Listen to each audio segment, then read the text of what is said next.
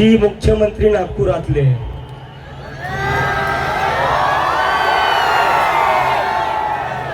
देवेंद्र फडणवीस साहेब स्वतः नागपुरात राहतात आणि आकांक्षाच्या घरापासून 500 मीटरवर देवेंद्र फडणवीस साहेबांचं घर आहे. 1 महिना झाला देवेंद्र फडणवीस साहेब, 1 महिना तुमच्याकडून एक फोनही गेला नाही त्या परिवाराला.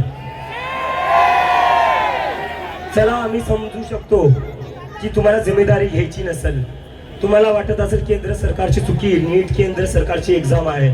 तुम्ही तर महाराष्ट्राचे मुख्यमंत्री आहे, ती इतर महाराष्ट्रात राहत होती, तुमच्या घराजवळ राहत होती, तर माणुसकी म्हणून तुम्हाला एक फोनही करता नाही आला का? आणि त्याच्यापेक्षा लाजिरवाणी गोष्ट ही आहे की एक घरातली जी मुलगी डॉक्टर होऊ शकली असती, उद्या जाऊन तिने दुसऱ्यांचे जीव वाचू शकले असते, तिला स्वतःचा जीव द्यावा लागलाय. तिचे वडील काम करू नाही शकत, केटरिंगचा बिझनेस करायचे, पॅरालिसिसचा अटॅक आल्यामुळे ते आता केटरिंगचा बिझनेसही नाही करू शकत, तर घर चालवू नाही शकत. देवेंद्र फडणवीस साहेब अख्ख्या महाराष्ट्राने पाहिले 50 खोकेमध्ये कसे आमदार विकत घेतल्या गेलेले. त्या 50 खोक्यामधला एक खोका जरी आकांक्षाच्या परिवाराला भेटला असता तर आम्ही तुमची इथून तारीफ केली असती की तुम्ही आकांक्षाच्या परिवारासोबत उभा राहिले.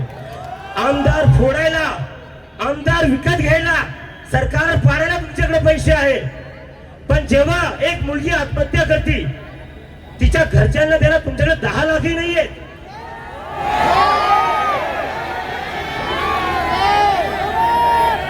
लाखोचे रिसॉर्ट करता तुम्ही, गुवाहाटीला घेऊन जाता आमदारांना, कोणाच्या खर्चावर?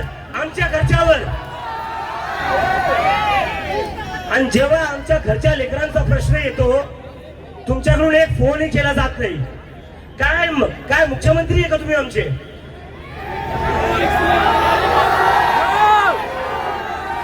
आणि जेव्हा मी यावर बोलतोय तेव्हा देवेंद्र फडणवीस साहेब काय म्हणता? अराजक तत्व आहे.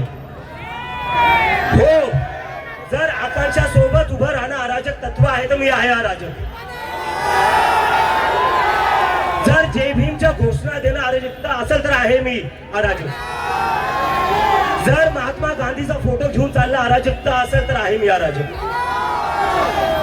मला तुम्ही अराजक म्हणा, मला तुम्ही जेलमध्ये टाका, जर कोणाला जेलमध्ये टाकायचं सगळ्यात पहिले मी तयार होईल.